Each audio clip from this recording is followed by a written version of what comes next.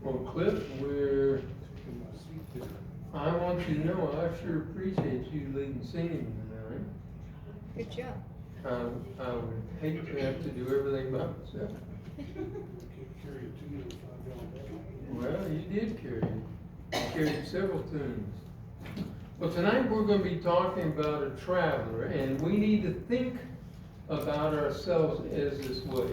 When we start thinking about ourselves as people on the earth and our family and all that sort of stuff. Now, I'm not saying you don't have responsibilities and don't have reason to care, but rather that you won't be so disappointed, because the people here on earth will always disappoint you. And it's the ones you love the most that disappoint you the most. They'll say things that hurt you when if somebody else had said that, it wouldn't have hurt you at all, because there's somebody we care about. So let's take a look and see, and the first thing we're going to take a look at is that we are citizens of heaven. Look what he says over here in Ephesians 2. He goes into more detail about this, and he's trying to encourage you and help you to understand and to know exactly how you should think, how your mind should work. Ephesians 2, verse 19, he says this: consequently, you are no longer foreigners or aliens, but fellow citizens with God's people and members of God's household. Now, here's the way we think. This is what we do, and how we start to think of ourselves. We are not from here. We're no longer just foreigners or aliens from God, but rather we're on earth, yes, but we are, and we may look different and stand out from the crowd, but that's okay, because we're a unique kind of people. We're the kind of people who are people of God. We're people who are,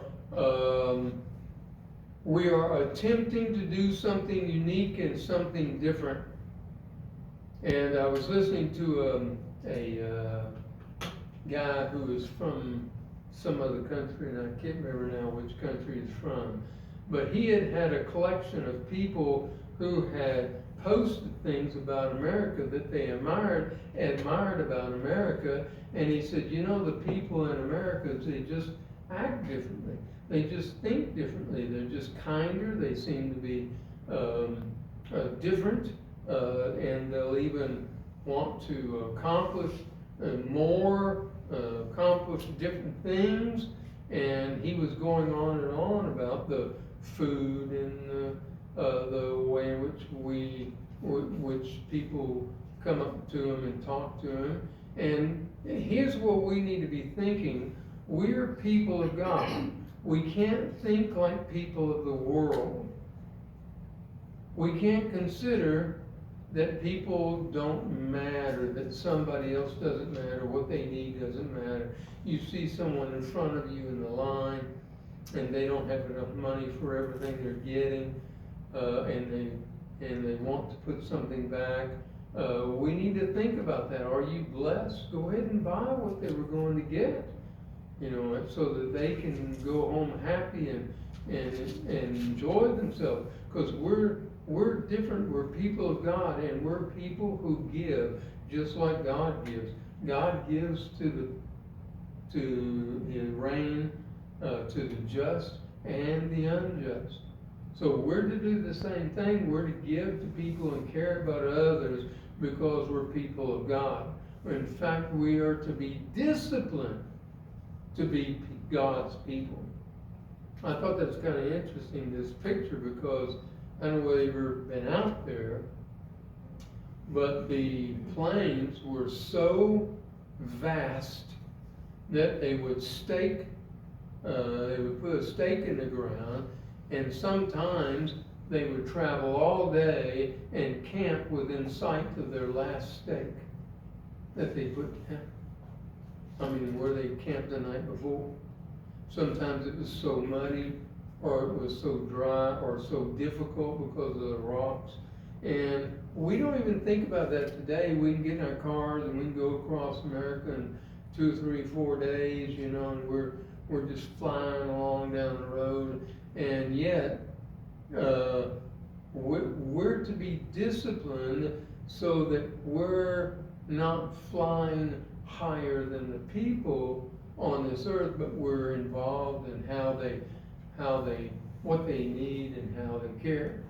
Remember, you have children, and you have aunts and uncles, and you have cousins, and you have all kinds of people in your life, and they need this greatly to be able to understand who they are and how they're to respond to God in their actions and what they do. So he says we're no longer foreigners or aliens, and we are fellow citizens with God's people. So we are in a fellowship, a unique fellowship. And here's the amazing thing. You can go around the world and find people at the Church of Christ who are your fellow brothers and sisters. And you can go to weird places, places you never even thought about going. And when you get there, more than likely there's a church. And, we thought about this on our vacation. Where are we going to stop? Where are we going to go to church? Because that one Sunday we were going to stop at this town, and when we got to the Church of Christ, it was listed there in that town. It was a big town. The Church of Christ wasn't there anymore. The sign had been taken down, and their hours had been taken down, just propped against the wall. And I thought, oh boy, this doesn't look good. And so there was nobody there. Now, could be they built a new building somewhere, maybe on the outskirts of town, but it wasn't on Google or whatever you use for your search engine.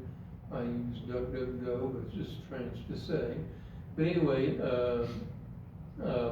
we're citizens with these people as citizens of heaven. We can't think like that. When I was over in Russia, and they had this churn there, and so I'm churning milk. Churn just means work hard and maybe it'll turn into butter. But anyway, you're churning, and it would splash on me because you get out of sync and your damper, wherever that is that you got in your hand, would hit too hard, and the milk would come up and splash on you. And I asked Valentina, I said, where's the lid? She said, it didn't come with a lid. Okay, well, in America, we would have made a lid. Now, I'm not saying that they're dumb in Russia. I'm just saying this is the way we think. And this is what we would do. We would have made a lid after the third or fourth splash, And we would have made it where that we wouldn't have that problem anymore. So we've got to be different. We've got to think different, because we are citizens of a city. That's where you get the word citizens, from a city that is not on earth, but is in heaven. And so we have to think differently and act differently. We have to be noble people. We have to be people who say things that are worthy of listening to. We have to be people who are peaceful and kind and loving. We have to be people who are people of God, citizens of heaven. And then third, we say that we are members of God's household. Isn't that an interesting thought? To be members of his household. I was watching a movie today, and the lady who was there, she had helped them greatly, and she had always been in this wing, living up in the attic, and a maid, and so they brought her, and because she had done such great things, they said, "Come with us to to the family wing. And she said, to the family wing? And she said, and the woman said, yes, we consider you family now. So come in with us and relax with us. And so here was this special place that she had been cleaning. Maybe she had cared for it, but she had never been invited into it until she was part of the family. We are not only family as citizens, but it's even closer than that. We are in the household of God. We're people who have right to be in the house. You know, when you give your friends or a key to the house, you say, you have a right to be here. You're part of our household. Or your children grow up big enough and you can give them a key and they can come and go through the house as they wish. So it's a very big honor for God to tell us that we're part of the household of God. In other words, God has made you a member of His own house. No matter what you think of yourself, or how low you think you are, or how big God is, God has made you a member of His own household. Now, doesn't that make you stop and think? Doesn't that give you encouragement? And also, we need to think of ourselves in other ways here on earth. Turn with me to Psalms 39 and listen to what David wrote there. Psalms 39, verse 12. And listen to how he put it.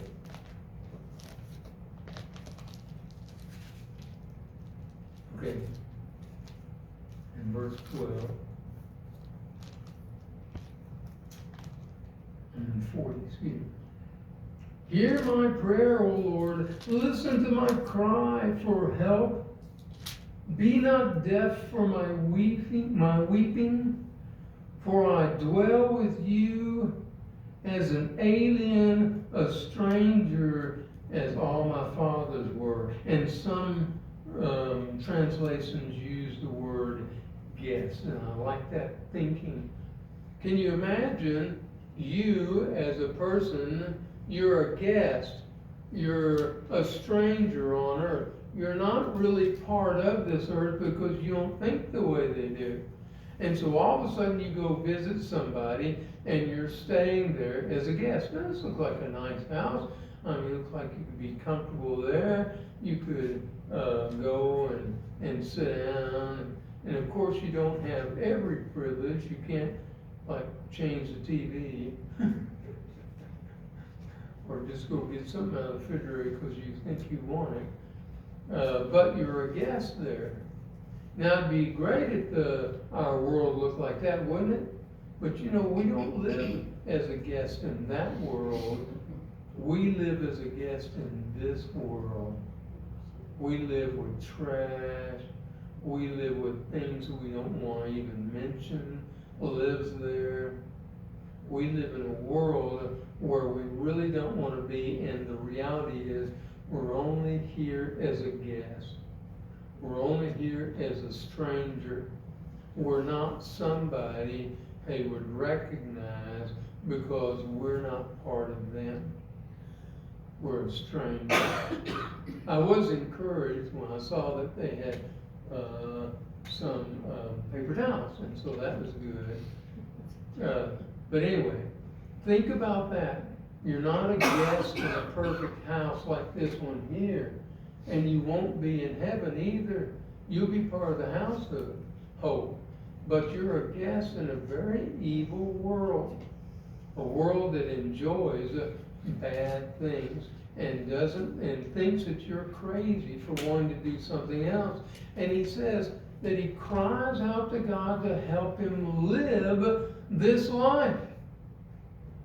And you're crying out to God. I know those things happen. You say, why? Why do I have to put up with this? People in your family, or maybe them taken off or maybe are lost, or maybe they've wandered away and you don't know where they are. It's a scary thing. I don't think we've heard anything about that mother that lost, and we haven't found anything about that. It's been, what, several months since she was supposedly wandered away. Well, we don't know anything about that. And it's hard for us to live in this life. And we have family members we can't even talk to because of the way they handle their lives. And we want to be friends with them and help them, and we can't do it.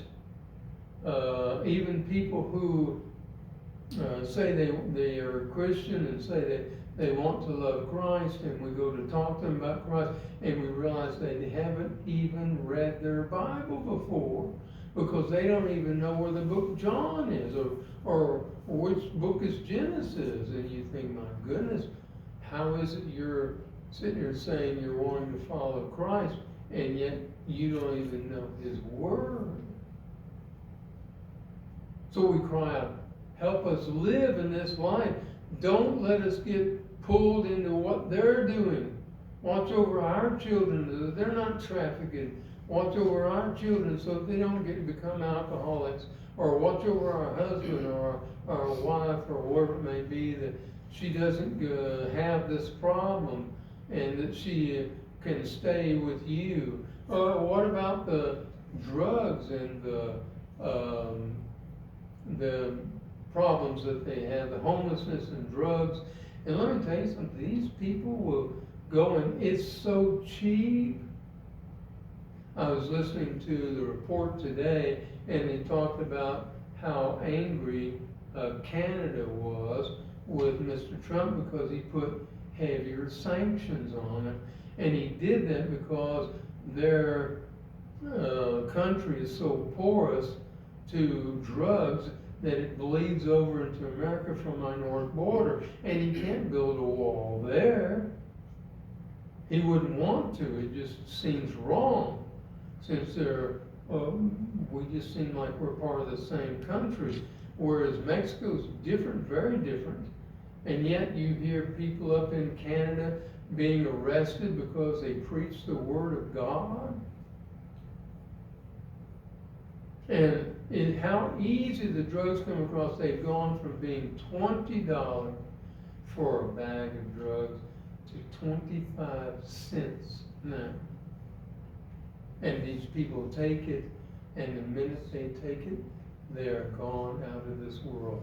They don't even care what you do to them or what happens. They're gone.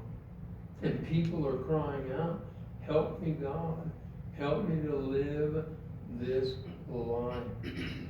We may have family members who that is happening to.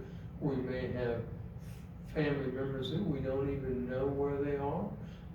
One of the ladies over in Delaware, she would only find out where her brother was when he finally got into the hospital, because he had been in such bad shape. And she'd find out he was in the hospital, she'd go visit him, and she'd tell him, come move with me, come with me, and everything. No.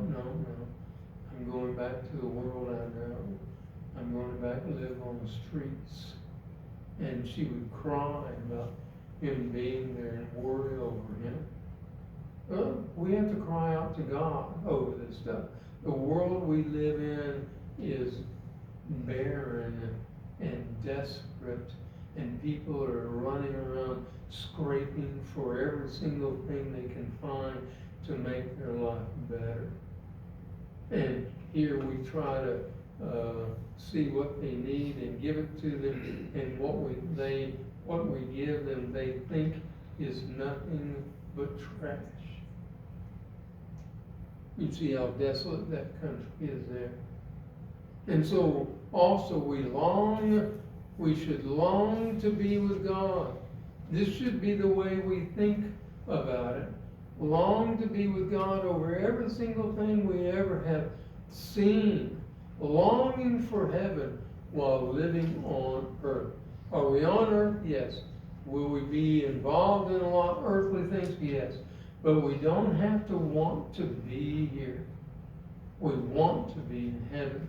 We want our thoughts to be about how we were going to live there. And let me tell you something, if we don't practice Christianity, we're not going to fit into heaven.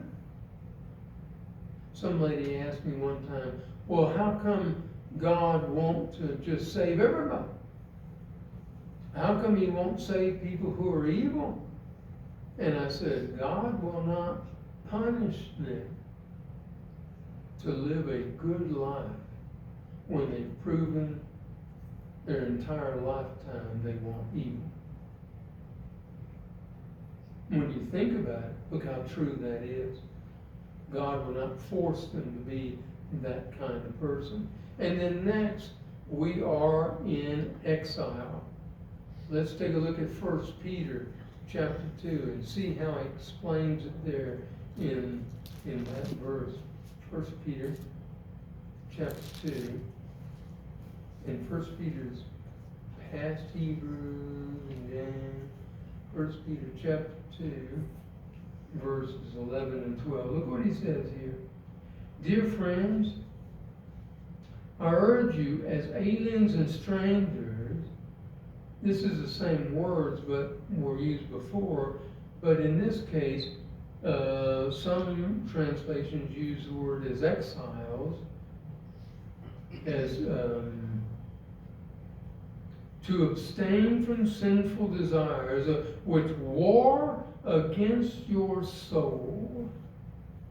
Live such good lives among the pagans that though they accuse you of doing wrong, they may see your good deeds and that glorify God on the day he visits us. Now, here's what they're saying. Live good lives among the pagans. And you wonder, well, what are pagans? Oh, I've heard them. Aren't they Druids? You know, don't they kind of worship out in the trees and everything? Aren't they witches and warlocks and what's the word? The new word, Wiccan and all that sort of stuff. Isn't that pagans? Maybe they are biker group. You know, there's a biker group called the Pagans, and maybe that's who they are. Look at the picture down there below. See the ogre over there? And maybe that's who they are. Or maybe they're these people who go out and pray to trees and believe in things like that, or rocks, you know, like the headstone. One over in England. Stonehenge. Stonehenge, I had backwards. Stonehenge. No wonder I couldn't figure it out. Or, you know, we have some here.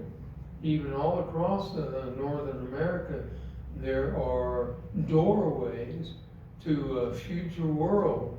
And they would prop up two big rocks like this and put the third rock across the top. And they believe that they go in there, they could worship God easier. In fact, there are a lot of round rock structures. We've had a whole bunch of rocks put around in circles and things like that. And the reality is, you're living among pagans who just live regular lives.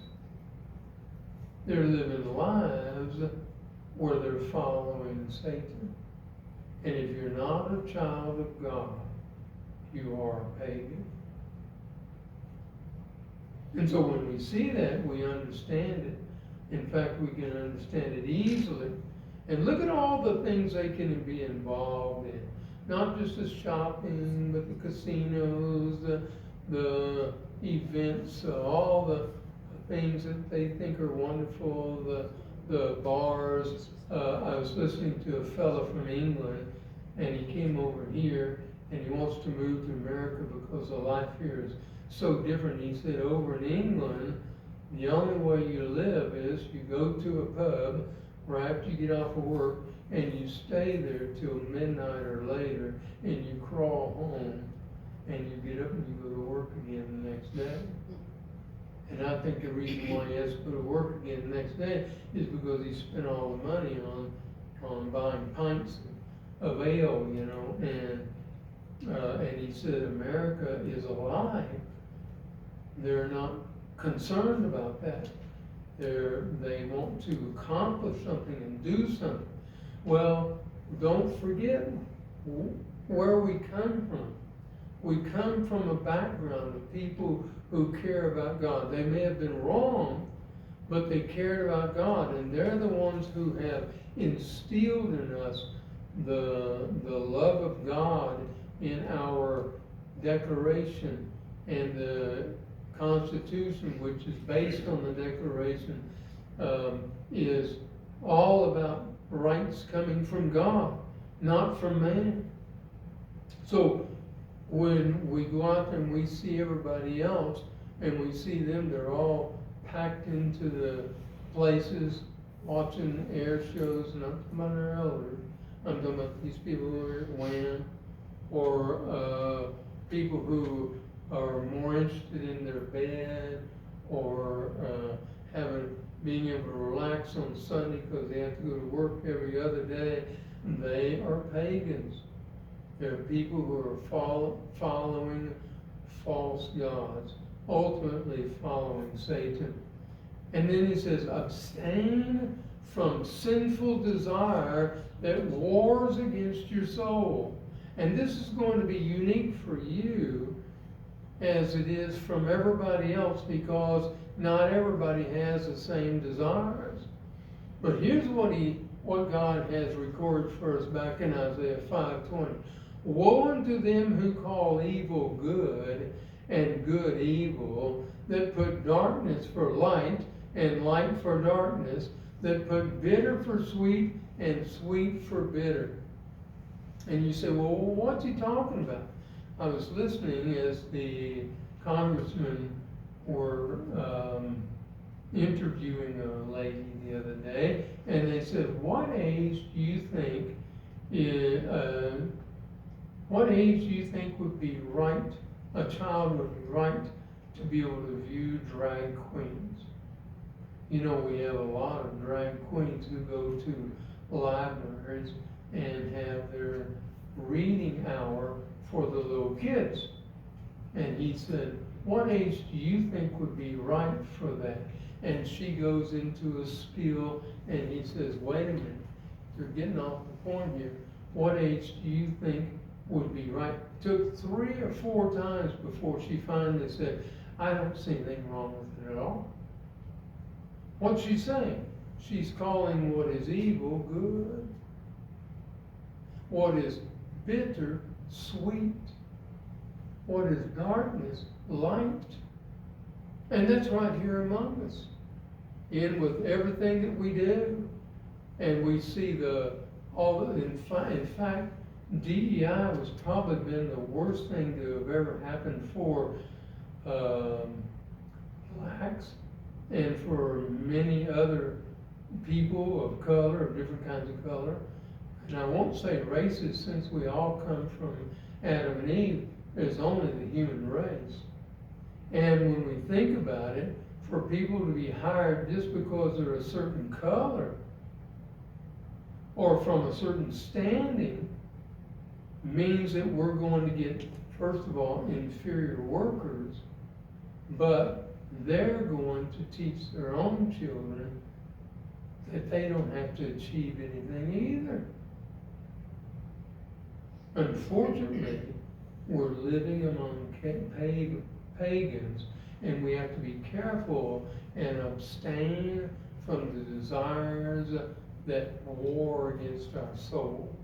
These are things that destroy us, that kill us, that make it where that we are walking against God. You know, some people are closet alcoholics. They go to their closet and they drink, and they come back out and they act like they're just normal as they can be. I remember a guy he would drink all the time.